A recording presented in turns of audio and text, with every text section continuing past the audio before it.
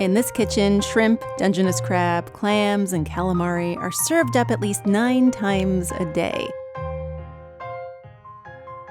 Most of it ends up here, in the bellies of the 5 incredibly adorable sea otters at the Seattle Aquarium.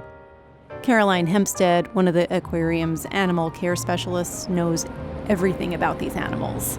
For one sea otter in a year, it's about $15,000 to feed one sea otter. And we have 5 sea otters, so their budget's about $75,000 in just a year.